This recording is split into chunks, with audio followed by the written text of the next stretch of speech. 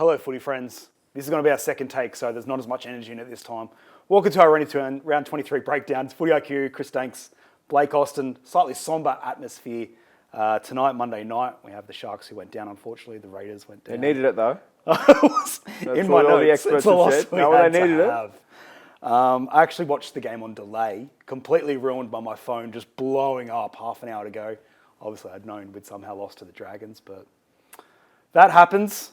I think the Dragons would have beaten a lot of teams, but who knows, they still lost.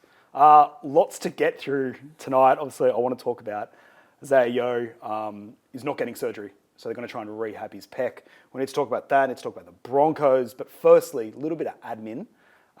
Cameron Munster, there's been a lot of chatter today about why he had his dangerous contact charge downgraded. You were on the mic for that game?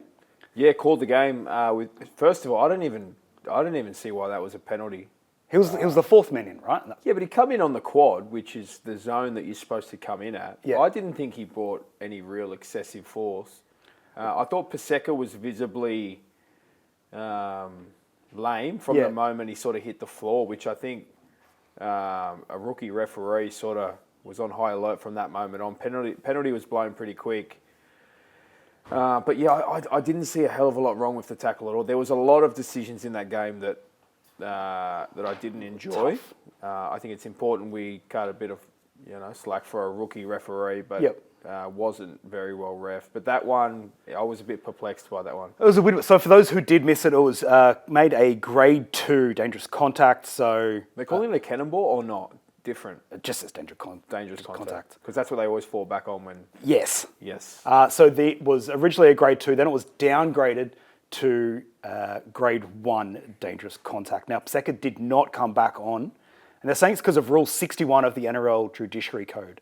I haven't read the Judiciary Code, admittedly, so I did have to look this up. So, before we go into it, so obviously Manly submitted. They always speak to medical experts. I don't know if they want to hear the Judiciary Code. But I think if you hear that, you go, right. So basically, they've taken into account what medical experts from the Manly side are saying about the injury. Let's say, for example, they've gone, Paseka's out for 3 weeks now. But do they request the medical reports, or does Manly? I think as part of the process, you get it regardless. Okay. Then the prognosis from Manly's medicos have come back a lot better than they thought. So then they've downgraded from a grade 2 to a grade 1. Cameron Munster now a $750 fine instead of 1 game if he took the early plea. Crazy talk. I don't think the injury side of it shouldn't come into the equation.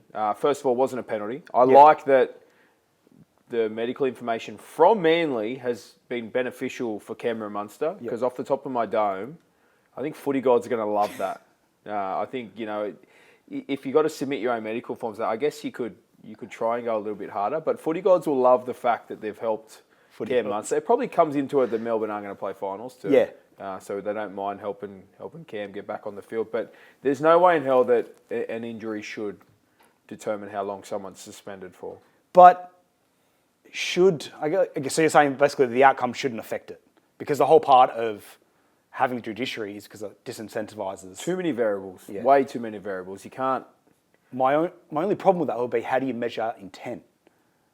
So like if we're saying the action, it should be like if it's a dangerous tackle, right? Like it's above the shoulders, whatever.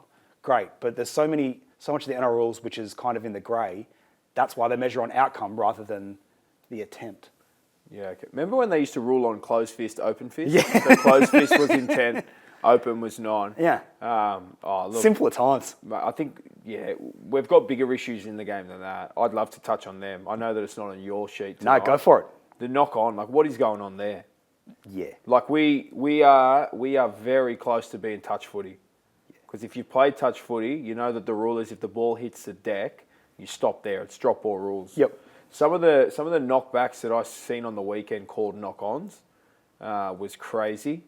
I know that we're gonna spend a lot of time this year getting everything ready for World Round, or is that the following year? Global Round. So we're going to go Vegas, then we're going to go global. I think we need to spend a little more time on how are we going to fix the forward passes? Yeah. Because that is an issue. And how are we going to fix the knock-on issue?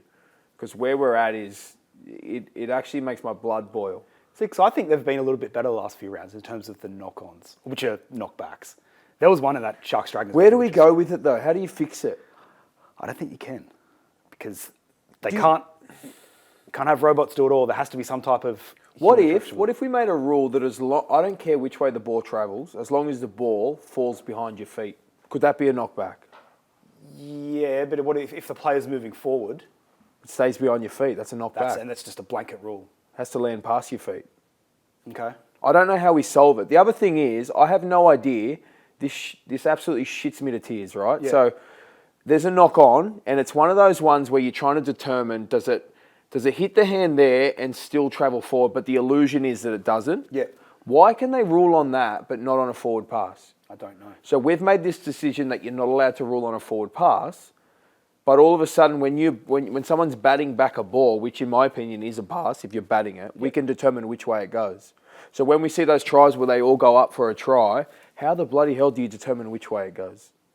Like, we have to get on top of this, because I reckon, like, I could live with getting it wrong, but we're getting it wrong, but we're eyeing on the side of knock on instead of on the side of knock back. Whereas it used to be the other way around. I think it used to be the other way around, but my suspicion is because if you say knock back and it proceeds to score a try, they then go, that's a howler, and now they've scored, they shouldn't have scored. But if you say knock on, there are no consequences to come after getting that wrong, if that makes sense. You're just giving up possession.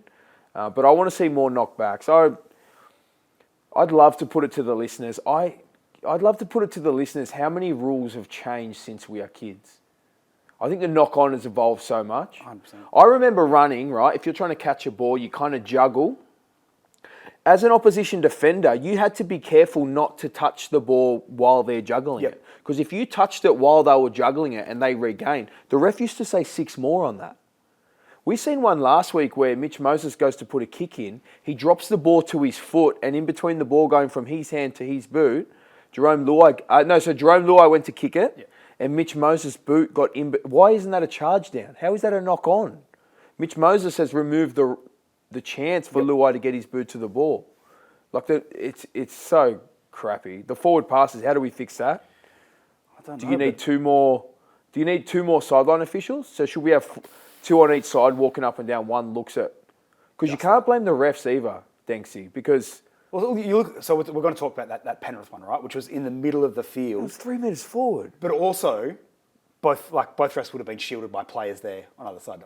You can't blame the ref, because I've ref touch footy. You're in front of the play on an angle you're not going to see. But even if they were in line, they still wouldn't have been able to see the play. You know, no, there was players everywhere. What do you do there? We can't keep having these. We've had way too many. You are right with the knock-ons probably evolved the most, apart from maybe going anywhere near the kicker. It's like we don't have a knock back anymore. Yeah. It's seriously which is annoying.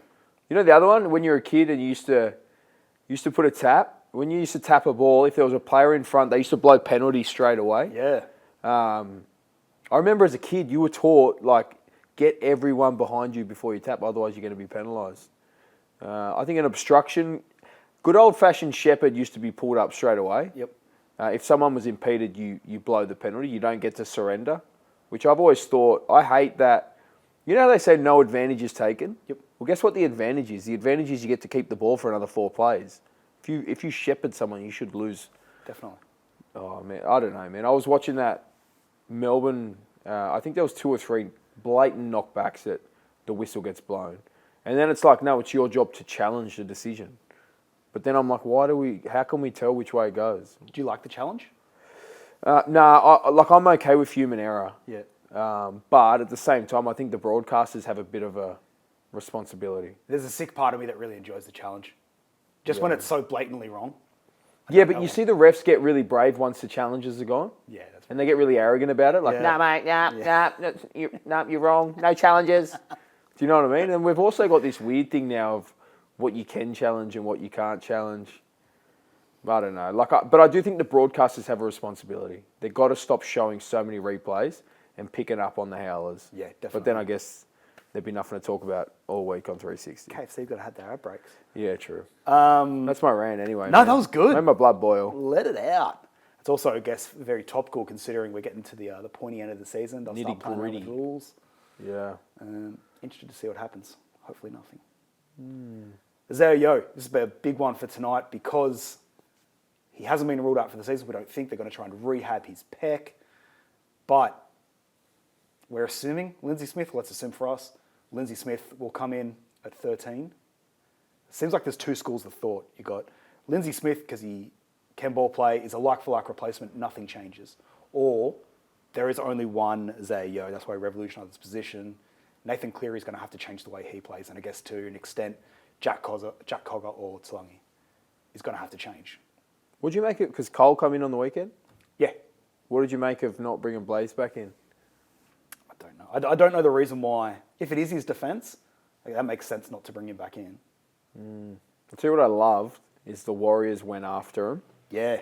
In a few different ways. I warned them that without Blaze there, Nathan was the one they were going to come after. I think Andrew Webster stood in front of the team and said, we're going to go after him. We're going to go after him in the only way that, in the way that no one's really brave enough to do regularly.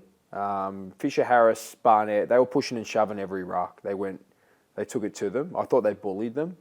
But not only that, there was a sin bin. Who got sin bin? Alamotti? Yep. So obviously they targeted that area after, and they have Halasima on that edge, so an obvious place to go.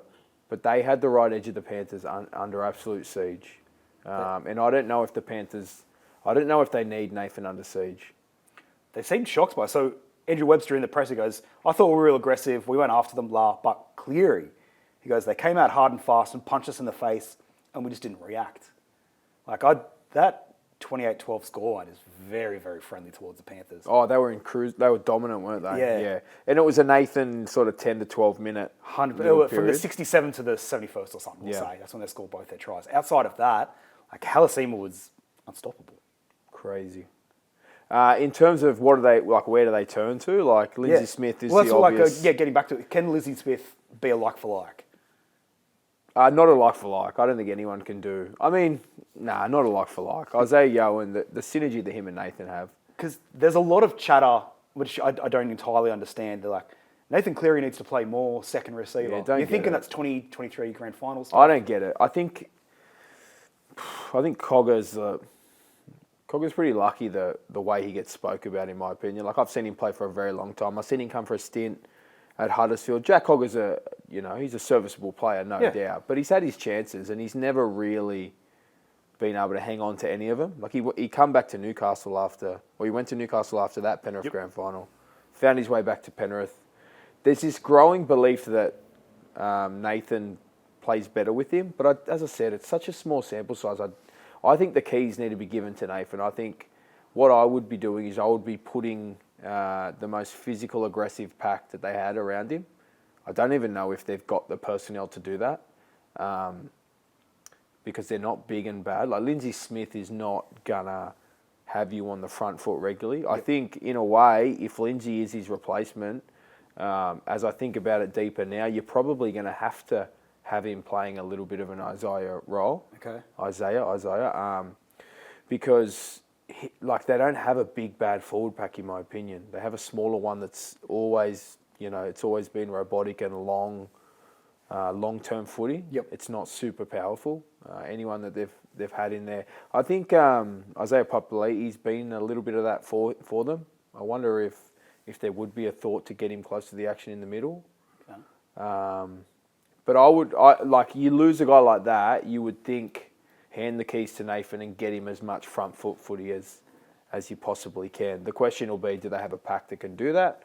Or the other cool thing that's going to be really intriguing, and I can't wait to see it play out, maybe they have the systems and they've had the plans for moments like this all along. You would say that covering Isaiah is probably better, easier than covering Nathan. Nathan's I'd say the opposite. Would you? Yeah, well, just because they've had more practice. Nathan Cleary's missed games every single year with his hammies. Always come back for finals. Yo's always been there. Yeah, I know, but if you had to pick one that wasn't going to be there, you'd pick a Nathan, aren't you? Yeah. Or you're picking Isaiah to not be there. Yeah. You'd pick Nathan over Isaiah. So, it's going to be fascinating. But I also think the team's going to come after him because Warriors kind of showed him the blueprint. It's also a nice little wake-up call that the Panthers needed. It's probably whoever the Panthers play next. But it's just it's whoever they got the personnel to. Like, I think they're slowing a little. Yeah. Like, it's unfair to write them off after that performance because they've been high for so long.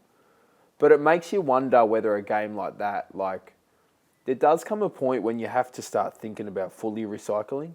Liam Martin was awesome at origin level, but he's slowing a little bit. Isaiah's been as good as he has, but he's certainly not the player he was 3 or 4 years ago. So it's going to be really cool to watch it all unfold. Hats off to the Warriors. No, they were. Who was that guy that played halfback for him? He was a pretty good player. Metcalf. Do you know what I love? Did you see Sean Johnson get him on the panel after the game? He was great. I love that honesty, man. But do you know what? Like, this is what makes Sean Johnson so good in the space, because he doesn't sit in front of a camera. He's not cliche. Like, he asks him the questions that he'd ask him in the tunnel when no one else is around. And it takes a bit of bravery to do it, but he sort of, like, because he has connections with the Warriors, there'd be some parts of him that understand what Luke's going through, because he left the Warriors at a time when he probably didn't ever envisage leaving that club. 100%. Spent time at your Cronulla, lovely Cronulla Sharks. But I reckon all his relationships back at the Warriors have strengthened. But he also wasn't scared to sit in front of a camera and go, "Hey, I knew what you were doing in the in goal with your celebration. You were just," he goes, "I know it. You were telling everyone I'm still here and I'm Luke Metcalf, weren't you?" And then Luke Metcalf was kind of brave enough to go, "Yeah, do you know what? Like, there was a bit of that." Like, so Sean managed to get that out of him just by engaging in a way that was conversational, like two former footy players that understand what each other's going through. Yeah. And he sort of said, "Yeah, I did. I closed my eyes and I spread my arms." Jude Bellingham was the inspiration, but there was definitely an element of, "Hey, remember me? I've been here all along, and you should probably start using me a little more often." So, shocked me in a way. Like, I've been a little skeptical on what level he could get back to. I'd also probably been in the camp of, we haven't actually seen enough of Luke to know, for him to be a rostered on superstar number 7. Yep. But to see him jump back in the team the way he did, like, that's, even if his form doesn't continue, like, there's something inside of him that tells me that, like, this guy's got it, because he can jump back in at first opportunity and he can deliver a game like that. It was, he was really happy for him, and it's a lesson for. Because, I mean, they would have been some of his decisions that have led him here as well. Like, he got pretty upset when he got overlooked, and he's obviously, manoeuvred to get out of there. But he's also, he's kept turning up, and he's waited for his chance. And when your chance comes, you've got to take it. And boy, did he take it. It was awesome. A few of the conversations we've had around the Warriors said they've overcome so much this year with the injury that they've had. But they don't have an X factor. They don't have a spark. There's been a little bit of short, like with typical footy media. As soon as someone has one good game, it's like they're the X factor. They're the spark. Yeah. Firstly, does Tamari Martin come straight back in? If, let's say, he comes back in, I think next round, he's still got one more to go. Instead of mind blank, bloody Shano Harris. No. Say it again. Sorry. Luke Metcalf. Metcalf. Sorry. Tamari Martin. Yeah. Does he come back instead of him, or does Metcalf? Do you think Metcalf stays? Oh, we're going to get to it's a hypothetical, so it can't be wrong. No, well, I think Metcalf has to stay. There's no way you can change him on that. Okay. And I think Tamari has to understand that as well. Yeah. We were sort of chatting about it on the weekend, like, if you had to pick if it was a grand final this week, who you picking? I'd be going Harris, Tavita, and Metcalf. Okay. And Tamari Martin would be on my bench, and you'd have him there for a bit of cover. But they've got two really quality nines, Healy and Wade Egan, doing an awesome job. Yep. But I think Tamari Martin would be the extra. It's a really difficult one, and it's going to be like this will in some ways it'll be the biggest test for Andrew Webster of his coaching career. Yep. Because he's made the decisions that he's made, and there's been other parts to it as well. But if this is like, it'd be hard to argue that this isn't the best little premiership window that they've got in front of them. Yeah. So to make it like, and it's hard because the other two have got, like, they've won all their games too. But I am in it, like, I agree with the noise, and I've added to a bit of the noise that they haven't had the killer blow, but the team that I watched on the weekend had a killer blow. Now, it's important to mention that Metcalf's not going to he's not going to play that game every week. Do you know what I mean? But you need him there for the 2 or 3 moments that you're going to need. And fatigue only grows. As the season goes longer, the footy improves, the set-for-set cycles get longer.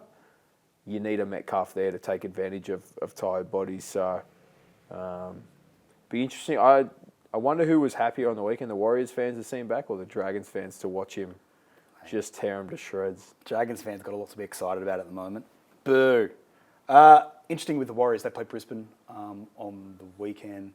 Broncos just lost their 7th straight, I think, at Suncorp. Yep. But Warriors, if they win, will be second on differential, which would be massive for home final. It's got to be Mount Smart too, right? Yeah. It can't be Eden Park.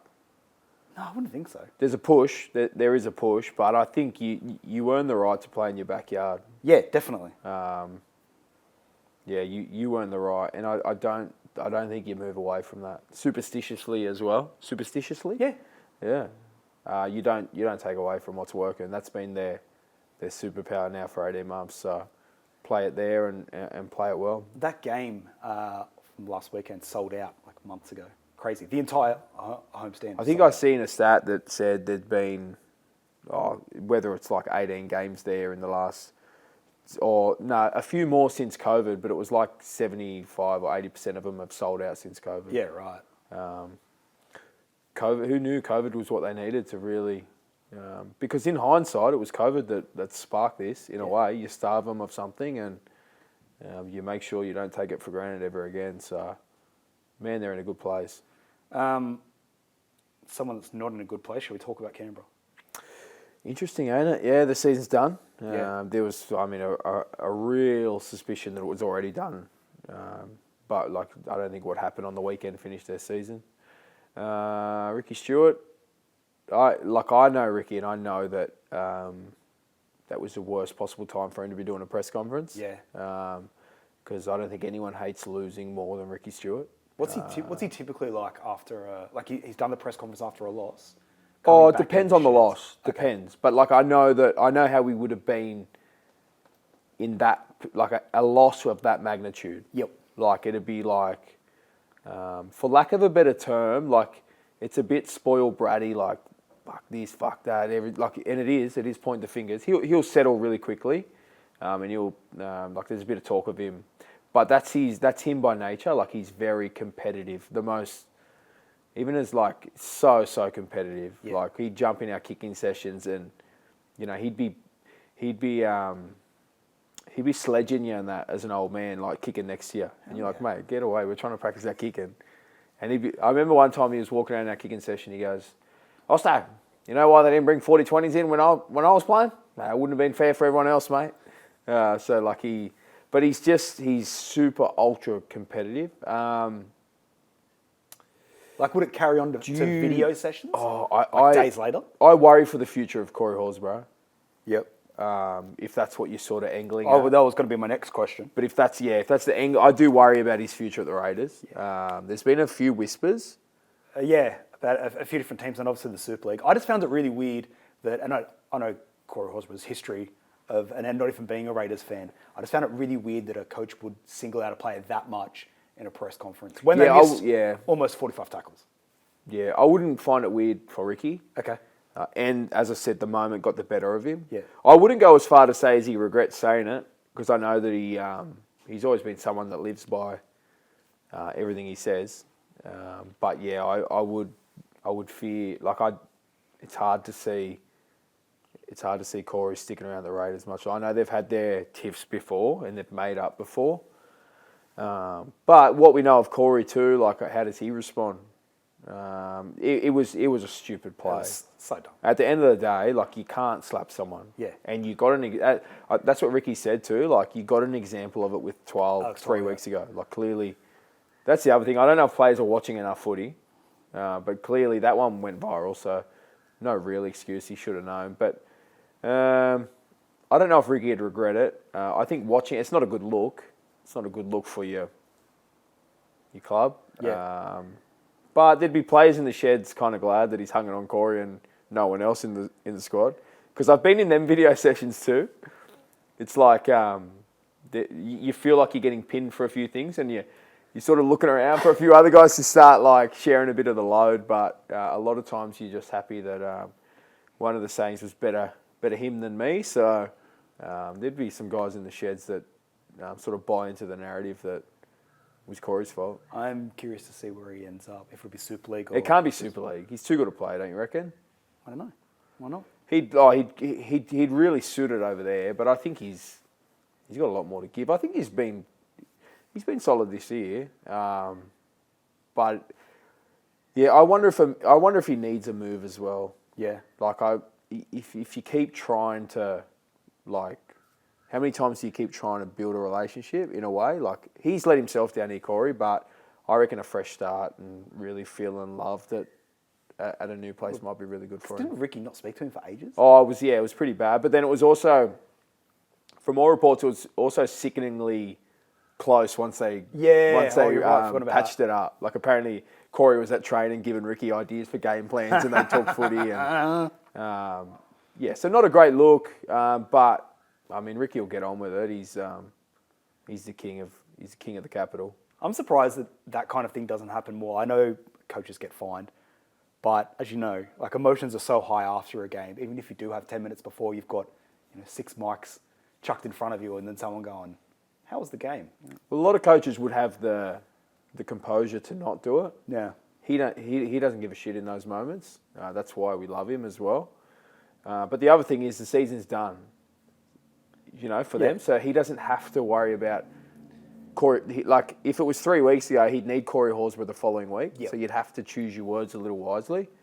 So as far as he's concerned, he's the coach of an NRL team that's just been wiped out of the competition, basically. So unfair to pin it all on him, because as you said, really, really unfair, but also a really dumb play. So, without all the data in front of you, how do you feel the Raiders went this year compared to the expectations? They minor premiers last year, great, but compared to some of the expectations for them at the start of the year, how do you think they performed?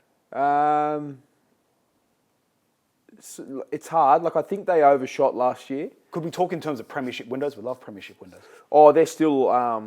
like, they've got... It's open for a while, isn't it? You know what's weird? I don't think last year or this year was a premiership window. Like, I think they're still a year or two away from a big window. Their recruitment strategy over the last 5 years has always been a little further down the track. But if you look next year, Weeks, Paddy, Sanders, Strange as a spine, like, to me, that's a tier 1 spine for the next 10 years. Yep. It's just reminded us how important a number 7 is.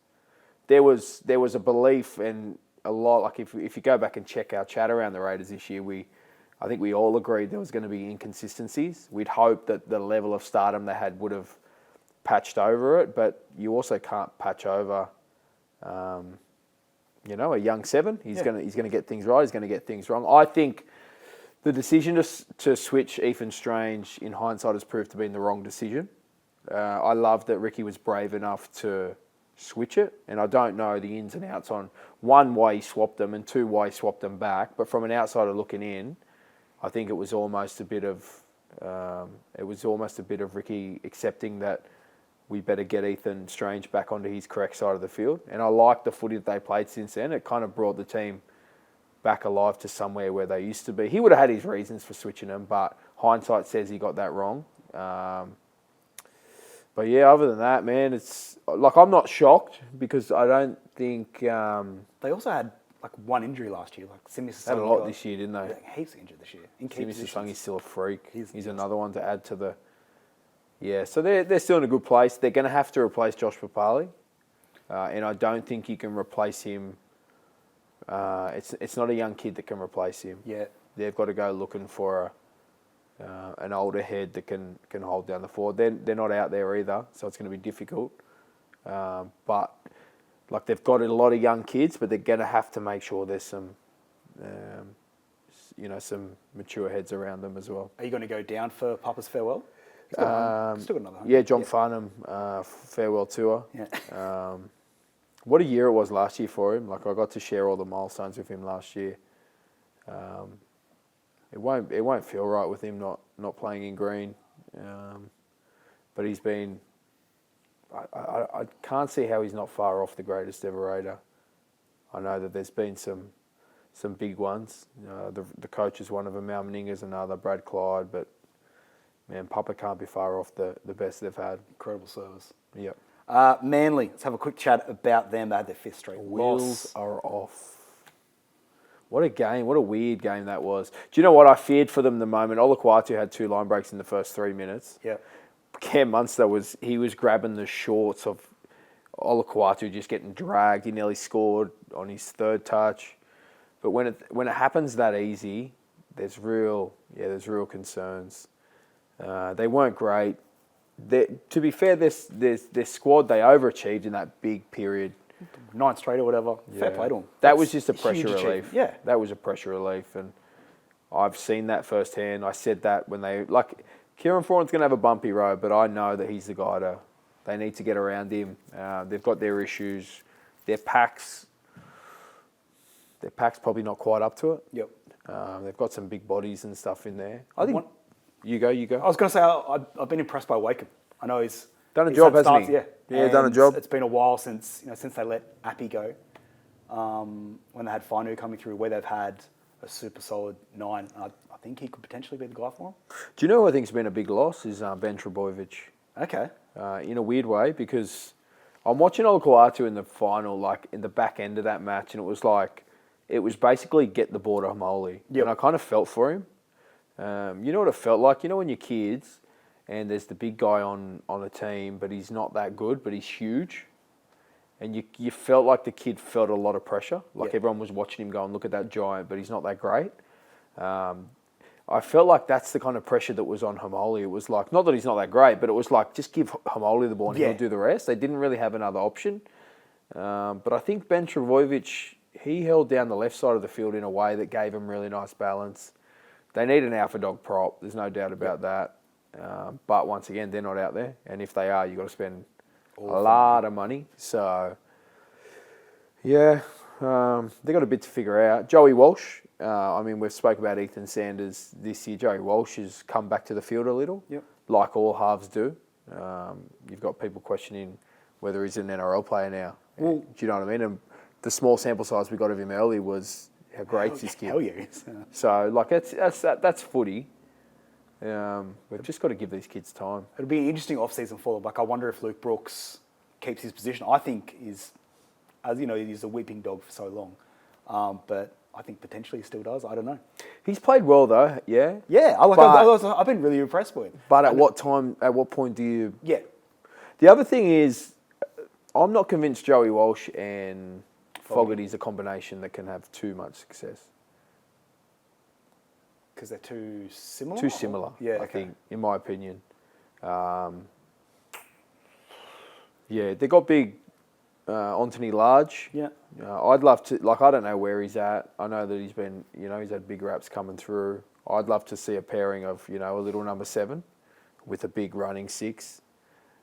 Clayton Falalo's a guy that we've seen a bit of this year that I like. Lehigh got the crack at fullback on the weekend. I just think at this point he's just a really good winger.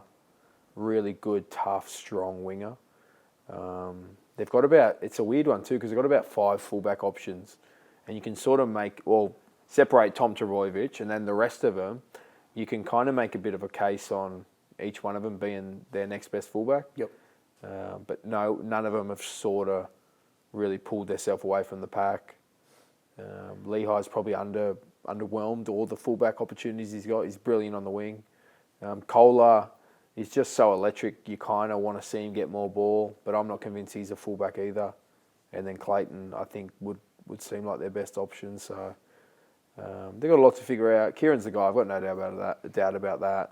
I think he said as much in the post-match presser. He said, we've got to decide what kind of team we are, just before he apologised to Seagulls fans. And settle on. They need to settle on. Yeah. They need to start planning a little bit for the future. I think this season's well beyond them now.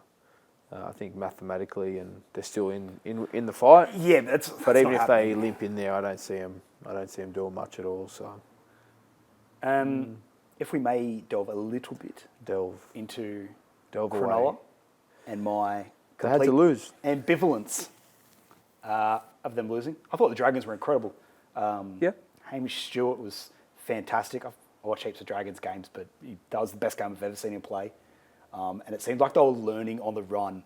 They had Jesse Ramian 6s and 7s in that second half because he was jamming in. And then I don't know what the conversation was like at half time, but you see that second the first Sloan try, where instead of just running straight, you've got Stewart who's run across and he just completely cut out Ramian. I just thought they were great. And 100% Toby Couchman and Ryan Couchman played together. There's no way he does 67 tackles, 150 metres running. They switched jerseys at halftime. I saw it. The other thing is too, man, they lost by a try or two, the Sharks. You know what I mean? Sharks completed over 80%, 35 play the balls and 20. Like they didn't play well. And Craig Fitzgibbon said it. They were just out enthused. Good for the Dragons players. They were bloody great. DeSoto was really impressive. Did you see? It was early on. Dragons were leading 6-4, I think. Gutho's tackle over the line on Nico Hines. Hines had him one-on-one, all the momentum. Gutho just rolled him like 8 years ago, Gutho. Yeah. Not a young man in footy terms. He was good. So, yeah, if you're a Dragons fan, enjoy it. That's all you got. It's funny, though, because a week ago, you know, all the experts were saying the Sharks are on too good a run and they have to lose form. And then they have a loss. And then all of a sudden, they're getting the shakes again at the back end of the year. Like, you're damned if you do, damned if you don't, in a way. I do think the South game was a bit of a canary in the coal mine with how they were going, and I think I mentioned it, they were going side to side, and it seemed like Hines couldn't get his running game going originally. He did later on. That's when it seems like they don't have a lot of direction. If Hines can't get started, they don't. Not saying that's a symptom more than like the consequence of them losing, but I just don't think it was that shocking. No way. No, it's not shocking. The fact that it's the Dragons has everyone sort of be like, haha, you're getting nervous at the back end of the year. But it's a big rivalry, and if the Dragons were ever going to be up, it's for that one. And the Sharks have been on such a high. Sad to see Nico lose the streak. I thought the kicking streak might have been the indication on what his back end of the year might look like. Yeah. Like if he could hold his nerve on the streak, it might hold him in good stead. But man, what a tough kick.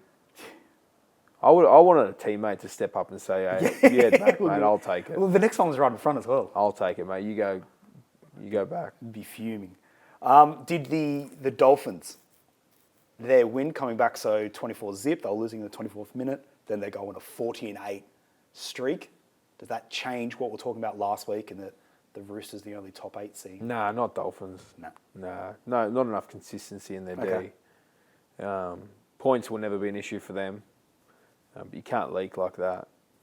No way. It was interesting, Christian Wolf in the post-match presser. You can tell I watched a lot of pressers this week. Was just like, we always knew we were going to come back. Which, at 24 blot at Suncorp, I find very surprising. But he was right. Fair. I think that's fair. Like, you'd never write off a team like that. I mean, that's why they've paid the money they have to put that team together. But, yeah, just way too many inconsistencies. So they've punched their ticket now for the first final series. We're going to assume they'll probably come 5th, maybe. Assuming the Sharks just have too easy a run into the end of the season, I think. Geez, I don't know if you want to finish 8th. Playing. Where do we have Penrith gone a little form dip now? Mm-hmm. I think they do. Penrith could be. Let's say they've got the Roosters. This Thursday or Friday. Let's say they lose that because they're equal on 36 points. They're in second. Yeah, I worry for them over the next couple of weeks. I don't know. They just got to get there. They've been there that many times. That's true. Edwards will come back fresh. Yeo will come back fresh. What's Yeo going to do, man? I don't know. Have you ever done a peck? You've got to have a peck to do a peck. Yeah, I don't know. It's hard to see him coming back, though, isn't it? I don't know. I've never done one. I'm just listening to the medicos, which is really hard to see him coming back. Can they win without him? Well, I mean, he's saying there's a chance. There's always a chance, ain't there? But the other thing, like, the Warriors showed the formula. Yeah. So, like, we're going to really get to see what the Panthers are made of. Slightly undermanned. Chips are down a little bit. and I say down, like they've had to drop their 5'8", 5 weeks out from the semis. Whether or not they bring him back, I don't know. But like they've felt internally that things had to be adjusted. So yeah, we're going to get to see how they respond. You're feeling the enthusiasm starting to... Yeah, it's getting there. I enjoyed some of the games of footy I've seen on the weekend. Bulldogs are still going to be there or thereabouts. Need to talk about the Bulldogs. I like what I've seen. You're liking it? Yeah, I like what I see enough. They've got a few issues they need to sort. I think the young kid on the wing probably needs a spell. Yep. They're going to have to find a better wing option than that. He's a big body and a good young kid, but he's got the yips, as we've called him this year. Just he's not comfortable under a high ball, is he? They had that moment at the back end of the game where 3 of them stood around looking at the ball bounce between them. Mm-hmm. But I like them. They're back. Kick-out's playing good. That left edge is big and bad, ain't it? And what I like about it is, although it's not the same formation as when they were carving up last year, it's still the same 3 blokes with Kick-out, Burton, Critter. And like Jethro's on the wing outside. Like, that's a big, bad edge. Yeah. But the kid on the wing, that wasn't even the worst game he's had on the weekend. So that's probably an indication that he's just a bit out of his depth at the minute. He's going to have to go back, spend a bit of time in the preseason and just nail their moments. And it's hard. I've done it. Terrifying. I did it for Great Britain. It's the worst experience of my life. So I get it. But it's also his job to catch them. And the last thing you want as a team is every time you see a kick go up, you're crapping yourself that you're going to have to go back to the try line and defend another set. So, but yeah, I like what they're doing. I find it interesting that, Lockie Gavin's, they're half, but Critter's dominating the kicking game. It's a funny one. It works for me. I can't understand it. It works, but I mean, you paid a lot of money for a half that Yeah. lets a centre dominate the kicking game, which is bizarre. But yeah, they've figured out a way. I like it. We're going to find out a little bit about the Bulldogs this weekend, I think. So I've already spoken about Penrith Roosters, Warriors playing Brisbane. But the big one, Bulldogs, Rabbitohs, Friday. Closest thing to an elimination game, I would assume. South's currently 7th, Bulldogs 9th. Cowboys between them on 28th. They've played an extra game. Bulldogs lose this. Night. I think so. Yeah. Which would be a shame because they'd be a terrible team for them. If they finish 8th, no one wants to be 5th because... Where have we got the Rabbits place? I don't know. Well, it depends if they're ever going to have a full squad. But they're so up and down. Yeah. Look what they've done to Power and then they leak. But as an opposition fan against both of them, I'd much rather play Rabbitohs at the moment than I would the Bulldogs. Yeah, fair. As I said, the longer the season goes too, we've said this every year for the last 3 years, but the longer the season goes, the better the Bulldogs get. Definitely. I thought the Bulldogs done a really good job in their finals games last year. They bowed out to Melbourne, or they played Melbourne first semi, but they pushed them all the way. Melbourne had to earn everything they got against them. So, yeah, I think you're right. But in saying that, like Souths have got more strike than Dogs. Yep. But Dogs will chip away at you for longer periods. The Dogs need a big rap. Like Cam Serrato needs a big rap for guiding them out of a storm because they've done that. And I think the Bulldogs fans and faithful can take solace knowing they have a coach that can do that. So, yeah, it's been good to watch. Exciting times ahead. We're very much at the business end of the season. That's it for us. We'll be back next Monday. Of course, if you haven't liked and subscribed wherever you're at, if you're YouTube, if you're Spotify, if you're Apple, that's pretty much it, I think. Get involved. We want to hear from you. So comment. We want to hear what your thoughts are, and then we'll go from there. See you next week.